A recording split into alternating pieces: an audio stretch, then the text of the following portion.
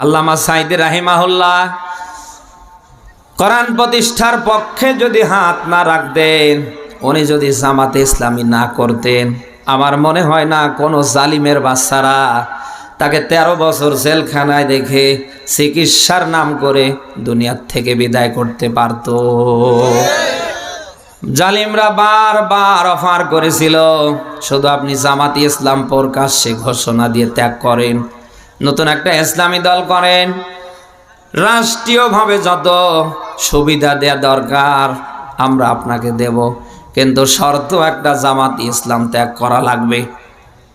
আল্লামা সাঈদী রাহিমাহুল্লাহ ফাঁসির দড়িটাই বরণ করে নিয়েছিলেন, জালিমদের কোনো কথা আল্লামা সাঈদী মেনে নেয়নি।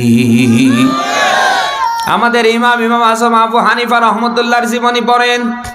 খলিফা মানসুর তাকে যখন বিচারকের দায়িত্ব দেওয়ার কথা বললেন, হে ইমাম আজম আবু হানিফা, তোমাকে আমার রাষ্ট্রের বিচারকের দায়িত্ব নির্বাচিত করতে চাই। ইমাম আজম আবু হানিফা রহমতুল্লাহ আলাইহি অস্বীকৃতি জানালেন। সবশেষে তাকে ধরে জেলখানায় নেওয়া হলো। সকালে বিকালে তার উপরে কি পরিমাণ জুলুম অত্যাচার টর্চার হয়েছে। সব শেষে কোনোভাবে ইমাম আজম আবু হানিফা রহমতুল্লাহ আলাইহিকে খলিফা মানসুর রাজি করতে পারেনি।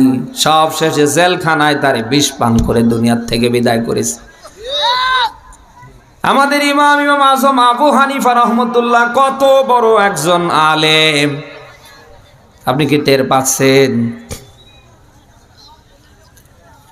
শেষ পর্যায়ে তিনি জীবন দিতে রাজি হয়েছে, এরপরও জালিম বাদশার কাছে মাথা নত করেনি। আমাদের নবী বিশ্ব নবী মোহাম্মদ রাসূলুল্লাহর জীবনী দেখেন। ওই সময় মক্কার কাফের মুশরিকরা যৌথভাবে রাসূলকে অফার করলেন, হে মুহাম্মদ, তুমি যদি মক্কার সবচেয়ে সুন্দরী নারী চাও, সবচেয়ে বড় বিলাসবহুল বাড়ি চাও, মক্কার যদি তুমি নেতাও হতে চাও, আমাদের কারোর কোনো আপত্তি নেই, সব তোমারে দেয়া হবে। শর্ত একটা, কোরআনের প্রচার থেকে তোমাকে ফিরে থাকা লাগবে। বলেন না কেন? নবীজি ওই সময় প্রত্যুত্তরে বলছিলেন, আমার এক হাতে সূর্য আর এক হাতে যদি চন্দ্র এনে দেয়া হয়, এরপরে কোরআনের প্রচার থেকে এক চুল পরিমাণ আমারে সরানো যাবে না। নবীজির কোনো অপরাধ ছিল বলেন? সব শেষে তাকে শিয়াবে আবি তালিবে 3.5 বছর জেলখানা লেগেছে। 80 বারেরও বেশি বার রসুলকে সরাসরি মৃত্যু মুখে পতিত হওয়া লেগেছে।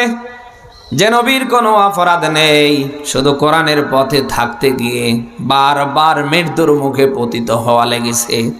পঞ্চগড়বাসী সেই কোরআনের পথ এত সোজা পথ না, এই পথে সবাই থাকতে পারবে ব্যাপারটা এরকম না। এই পথে কেবল টিকে থাকতে পারবে তারা, প্রমাণিত হয়েছে মুমিন যারা।